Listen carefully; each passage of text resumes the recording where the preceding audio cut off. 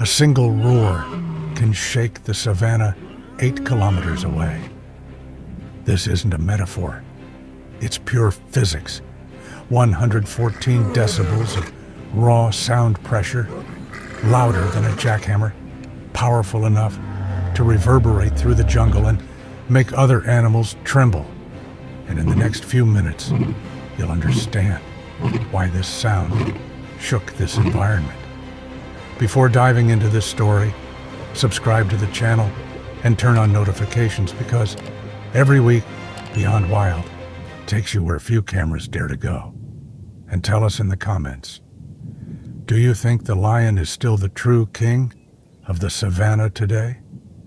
Now let me tell you how a solitary old buffalo, a relentless drought, and a coalition of hungry lionesses will, in a single morning, encapsulate 3 million years of evolution. We are in Uganda, in Queen Elizabeth National Park. The dry season has emptied the rivers, herded the herds around the last remaining puddles, and transformed every watering hole into a silent battlefield. In this golden dust that our story begins at dawn, when the savannah still holds its breath. Dawn breaks over the savannah, and even before the sun has pierced the horizon, a primal sound tears through the silence. It is a roar. 114 decibels, projected from a larynx, unique in the animal kingdom. Square-shaped vocal cords, unlike the triangular ones found in most mammals, which allow the air to vibrate longer, louder, and farther. This cry, carried by the dry wind of East Africa, travels nearly 8 kilometers, 5 English miles, passing through acacia trees, termite mounds, and the still sleeping dreams of impalas. It is not a war cry. It is a declaration of sovereignty. For the lion has never needed borders. Long before man drew lines on maps, long before kingdoms, empires, and nations, the lion already reigned. He knows neither passport nor fence. His territory is measured in hundreds of square kilometers, in scents left on his bark, in roars that resound like royal decrees.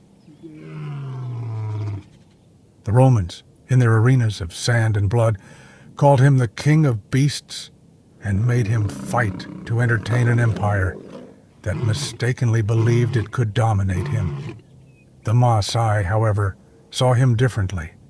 Killing a lion was not an act of domination, but an initiation rite, a way for the young warrior to prove that he had faced man's absolute equal on this earth. And thousands of kilometers away, high in the Andes, the Incas carved sacred felines from the stone of Sacsayhuaman, convinced that the world itself had been fashioned in the image of a leaping puma. The lion, the puma, the jaguar. Wherever humanity has laid eyes on a great cat, it has seen a god, a king, a mirror of its own ambitions for power. But today, the story unfolds in Uganda, in Queen Elizabeth National Park, where the cracked earth tells the tale of a rainless season. Drought has transformed the grassy plains into an ocean of tarnished gold straw. Waterholes have dwindled to muddy puddles, and around them, the law of the savannah tightens like a noose. It is there, in the shade of a rocky outcrop, that a coalition of lionesses watches. Their pupils, dilated even in broad daylight, are supported by that reflective tissue layer nestled behind the retina, which multiplies the amount of light captured sixfold, giving their eyes, at night, that spectral glow, that amber reflection that has fueled so many legends of golden ghosts haunting the bush. Their target, an old male of the formidable Cape buffalo. Nearly 700 kilograms of muscle and contained rage, nicknamed by the rangers themselves the Silent Killer, because every year in Africa, buffaloes injure or kill more tourists and hunters than any other large mammal, more than lions, more than elephants. His weapon, a pair of horns fused into a bony helmet, the famous boss, capable of absorbing a blow with a resistance that biologists estimate at several tons of force per square centimeter at the point of impact. Separated from the herd by thirst and age, he limps slightly, a crack of vulnerability that 10 pairs of tawny eyes have spotted from the very first second. The hunt begins not with speed, but with silence. The lionesses fan out, exploiting every tuft of tall grass, every depression in the ground, gliding through the dust like liquid shadows. Then, in a sudden burst of energy, the geometry of the chase explodes into organized chaos. One lioness charges head-on to fix the buffalo's attention, while the others converge laterally. A hunting lion's top speed reaches nearly 80 kilometers per hour, but only for about 100 meters, because its heart, proportionally smaller than a cheetah's, cannot tolerate prolonged exertion. Everything, therefore, unfolds in a few seconds in a pure explosion of anaerobic muscle power. The impact is brutal. A lioness leaps onto the buffalo's hindquarters, her retractable claws each capable of exerting enough pressure to pierce the thick hide, several centimeters deep, digging into the flesh. The buffalo roars, a deep bellow echoing across the plain, and, in a movement of colossal power, it attempts to unseat its assailant with a sideways headbutt. Its horns, a formidable weapon forged by millions of years of defensive evolution, graze the lioness's flank. A second lioness then snaps her jaws shut, the bite generating a pressure estimated at between 350 and 400 psi, almost double that of a domestic pit bull not on the throat, too well protected by the muscular dewlap, but on the muzzle, in a patient, methodical, almost ceremonial attempt at asphyxiation. It is a dance of death which can last, in the extreme cases documented by naturalists, more than 30 minutes, a fight where every breath is a negotiation with existence itself. Around the scene, the entire ecosystem holds its breath. White-backed vultures, patient sentinels of the cycle of life, have already begun circling in the heat-bleached sky, their keen eyesight having detected the tension long before the outcome was sealed. Spotted hyenas, opportunistic and intelligent, keep a respectful distance, already calculating when they can fight over the remains. For here, nothing is wasted. Every carcass feeds an entire chain of winged scavengers, all the way down to the dung beetles that will recycle every last organic fragment in the parched soil. Finally, with a last spasm, the old buffalo collapses. It is not a silent defeat, but a physiological surrender.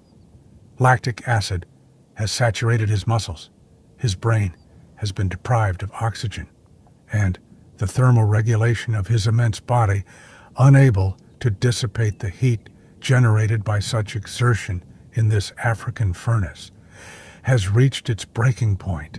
The lionesses, equally exhausted, panting, their tongues lolling out to release heat due to the lack of effective sweat glands elsewhere on their bodies, finally begin their meal. The scene is brutal, but it is neither cruel nor gratuitous. It is the very mechanics of life, a theorem written millions of years ago in blood and dust.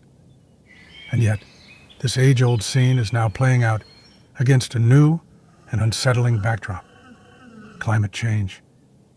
Dry seasons in East Africa are lengthening.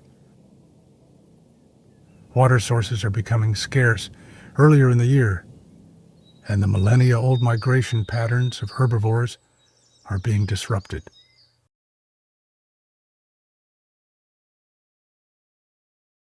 Scientists are already observing critically declining lion populations. It is estimated that only about 20,000 lions remain in the wild across the entire African continent, compared to more than 200,000 just a century ago. Africa is becoming, despite itself, a living laboratory of resilience. Its predators, its prey, its entire ecosystems are being forced to adapt at a speed that evolution has never before faced. So, as the rays of the setting sun gild the savannah and the feast draws to a close, one question remains, hanging over the plain like the vultures themselves.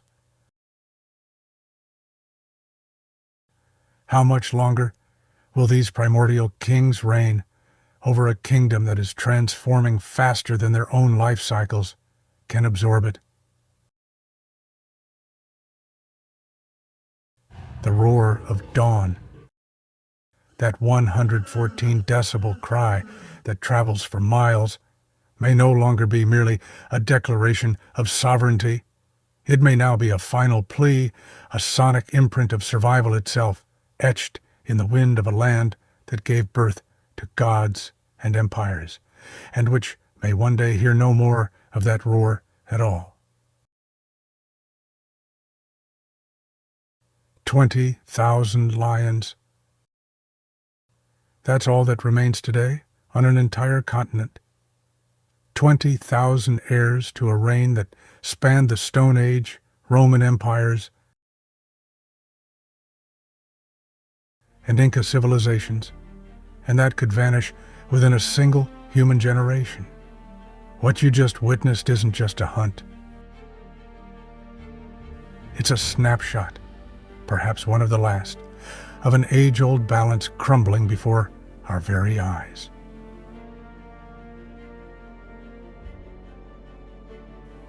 If this story resonated with you, please leave a like. It greatly helps the channel continue to share these raw, unfiltered stories.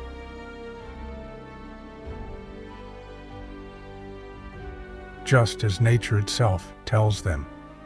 Subscribe so you don't miss any future episodes. Nature's moments, and tell us in the comments, which sovereign animal would you like to see at the heart of our next story? The savannah continues to write its story, day after day. And we will be there to tell it to you.